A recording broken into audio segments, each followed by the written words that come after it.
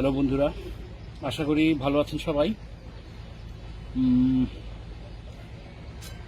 আজকে আপনাদের সাথে যে বিষয়টা আমি শেয়ার করব সেটা হচ্ছে যে অ্যাডেনিয়ামে 100% চারাকে কিভাবে আপনি গ্রো করতে পারবেন, বীজ থেকে চারা করার যে প্রসেসটা আমি এর আগেও করেছি অনেকভাবে।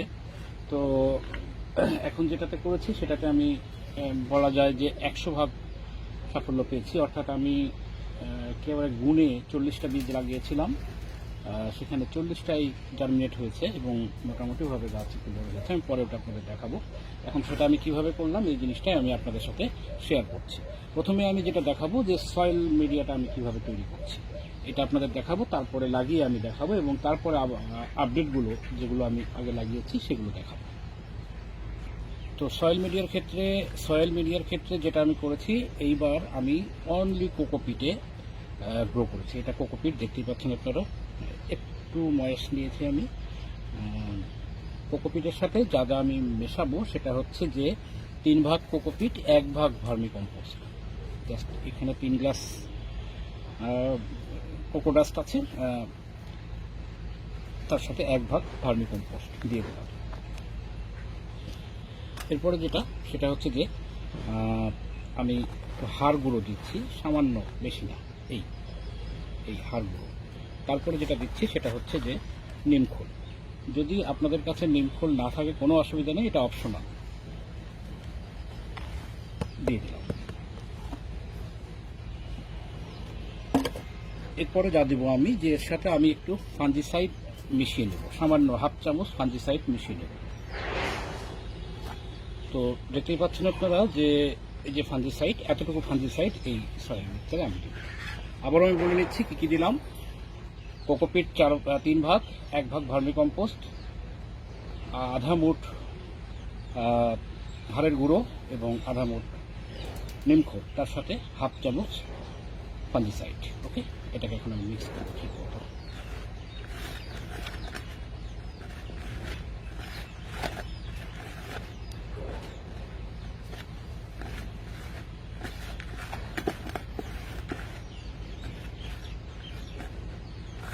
তো এই হয়ে গেল আমাদের সয়েল মিডিয়াম, যেটাতে আমরা সিড গ্রো করব।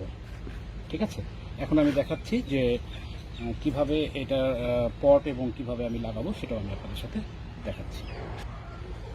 তো আমি এই পটটাতে জাস্ট লাগিয়ে দেখাবো। ছোট্ট একটা পট, 3 ইঞ্চি এর 3 থেকে 3.5 ইঞ্চি হবে এর উচ্চতা। জাস্ট এখন কি করব দেখেন, এখানে কিন্তু আমি অসংখ্য ফুটো করে দিয়েছি।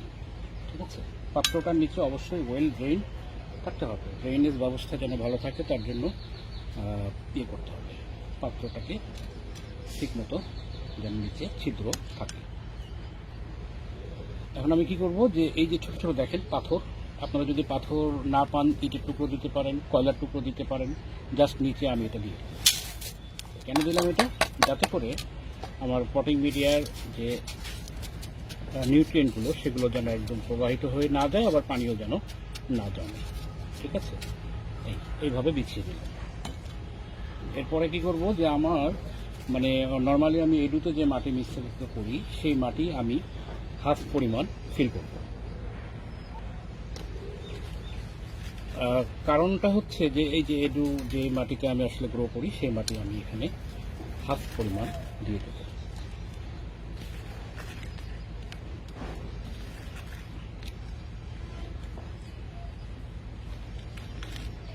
তো দিয়ে দিলাম আমি এটাতে। দেখতেই পাচ্ছেন আপনারা যে 1/2 অংশ আমি মাটি কেন দিলাম এটাকে আমি ব্যাখ্যা করে দিচ্ছি আপনাদের। যেহেতু কোকোপিট হচ্ছে একটা গ্রোয়িং মিডিয়াম মাত্র, কিন্তু সেখানে কোনো নিউট্রিয়েন্ট কিন্তু থাকে না, সেটা জাস্ট আপনার ময়েশ্চার লেভেলটা ভালো রাখার জন্যই ব্যবহার করা হয়। সুতরাং যাতে করে এই যে বীজগুলো বড় হয়ে নিউট্রিয়েন্ট পায় পরবর্তীতে, এর রুটগুলো যখন নিচে যাবে, সেই কারণে আমি এই সয়েল মিডিয়ামটা নিচে দিলাম। এখন যা করবো যে আমি যেই আমার কোকোপিটের মিশ্রণ তৈরি করেছি সেটা ফিল আপ করবো। দিয়ে দিলাম আমি।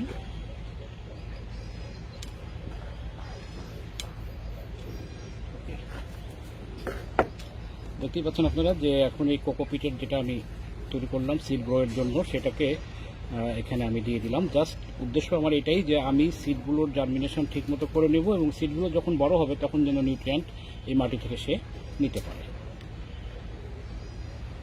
যদিও আমি কোকোপিটে ভার্মি কম্পোস্ট এবং হাড়ের গুঁড়ো দিয়েছি, তারপরও রুটটাকে শক্ত করার জন্য আসলে নিচের মাটিটার দরকার আছে, যেহেতু এই পটটাতে এই চারাগুলো অন্তত পক্ষে 4-5 মাস থাকবে। তো এই হলো অবস্থা। এখন আমি জাস্ট আপনাদের সিডগুলোকে বিন্যস্ত করে দেখাচ্ছি। এরপরে কী করবো যে এটাকে আমি পানি দিয়ে পুরো ভিজিয়ে দেবো, এমনভাবে পানি দেবো যাতে করে নিচ দিয়ে পানি বের হয়। এইভাবে এটাকে আমি পুরোপুরি পানি দিয়ে ভিজিয়ে দেবো। তো আসলে স্প্রে করে দিতে দেরি হবে।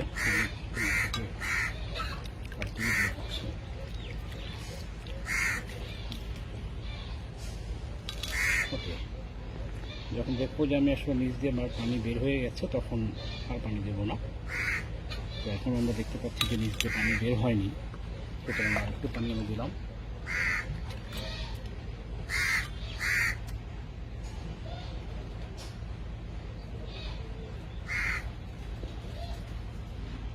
সারফেসটাকে আমি সমান করে নিচ্ছি, যেহেতু এই সারফেসে আমি বীজকে বসাবো। এখন দেখেন আপনারা নিচ দিয়ে পানি বের হচ্ছে, ঠিক আছে? বাস, এটাকে এখন আমি বীজগুলো সাজাবো।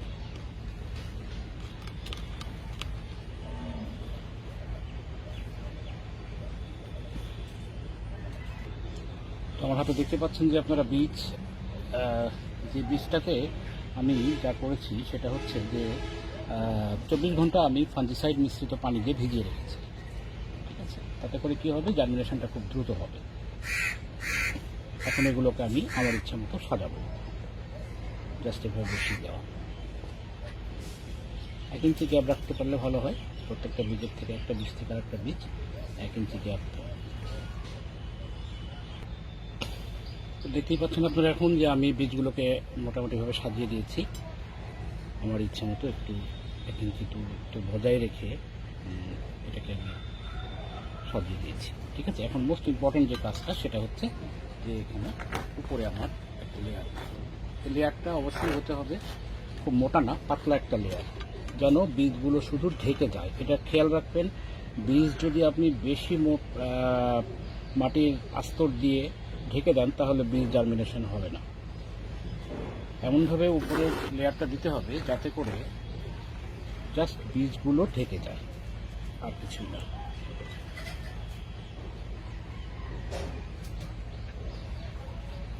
ওকে, দেখতেই পাচ্ছেন আপনারা এটা হয়ে গেছে। এখন যেখানে এটা যা করবো আমি পানি স্প্রে করে দেবো, অর্থাৎ যে মাটিটা আমি আবার দিলাম সেটাকে স্প্রে করে দেবো। স্প্রে করার পরে বা পানি দেওয়ার পরে যদি কোনো বীজ আবারও বের হয়ে যায় সেটাকে আমরা ঢেকে দেবো।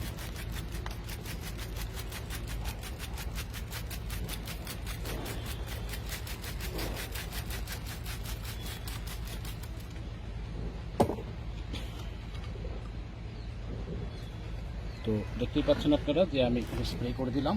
এখানে একটা বীজ আপনারা দেখতে পাবেন যে বের হয়ে আছে, সেখানে আমি আর একটু দিয়ে দিলাম।